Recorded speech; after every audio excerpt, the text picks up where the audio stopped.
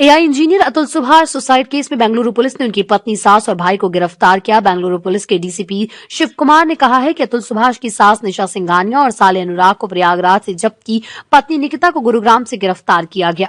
शनिवार को गिरफ्तारी के बाद इन सभी को कोर्ट के सामने पेश किया, जहां से न्यायिक हिरासत में भेज दिया गया। अतुल सुभाष ने 9 दिसंबर को बेंगलुरु के फ्लैट में सुसाइड किया था। आत्महत्या से पहले 1 घंटे 20 मिनट का वीडियो बनाया। इसमें पत्नी निकिता और उनकी फैमिली पर हैरेसमेंट का आरोप लगाया। अतुल के भाई की एप्लीकेशन पर बेंगलुरु में 4 लोगों पर एफआईआर दर्ज, जिसमें 3 पत्नी, 7 साले और चाचा ससुर सुशील सिंघानिया का नाम है। एफआईआर के बाद शुक्रवार 13 दिसंबर को बेंगलुरु पुलिस जौनपुर पहुंची। अतुल सुभाष के ससुराल पहुंची तो वहां ताला बंद था।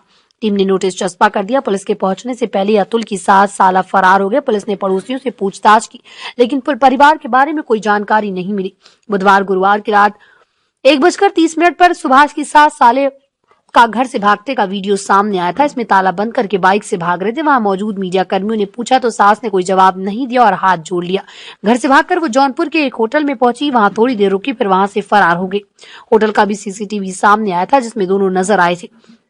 मूल रूप से बिहार के रहने वाले अतुल सुभाष ने 24 पेज का सुसाइड लेटर लिखा और अपनी जिंदगी खत्म कर ली। उनका शव बेंगलुरु के मंजुनाथ लेआउट से उनके फ्लैट से बरामद हुआ था। मरने से पहले उन्होंने 1 घंटे 20 मिनट का वीडियो भी बनाया। सुसाइड से पहले उन्होंने कोर्ट के सिस्टम और पुरुषों के खिलाफ झूठे केस पर भी सवाल उठाए।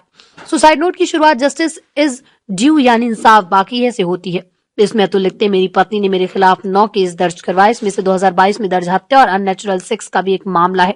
बाद में उसने ये केस वापस ले लिया। बाकी केसों में दहेज, प्रताड़ना, तलाक और मेंटेनेंस के मामले हैं, जो जिला कोर्ट और हाई कोर्ट में चल रहे हैं।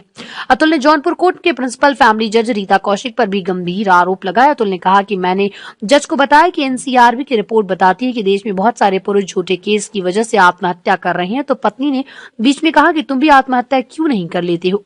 इस बात पर जज हंस पड़ी और कहा, ये केस झूठ ही लेते होते हैं, तुम परिवार के बारे में सोचो और केस को सेटल करो। मैं केस सेटल करने के 5 लाख रुपए लूंगी। मेरी पत्नी, सास और उसके चाचा सुशील सिंघानिया ने 1 करोड़ रुपए की डिमांड की, और जो बढ़कर 3 करोड़ रुपए हो गई। कोर्ट ने मेरे 4.5 साल के बेटे की देखभाल के लिए 80,000 रुपए महीने देने का आदेश दिया। से मेरा तनाव बढ़ गया। मैं 3 साल के बेटे से मिल नहीं सका, जबकि मैंने कई बार कोर्ट में इसके लिए आवेदन किया था। पत्नी ने 2 लाख रुपए महीने की डिमांड की, जबकि वो एक पढ़ी लिखी और कामकाजी महिला है, मल्टीनेशनल कंपनी में काम करती है। 2019 में एक मैट्रिमोनी साइट से मैच मिलने के बाद अतुल ने निकिता से शादी की थी।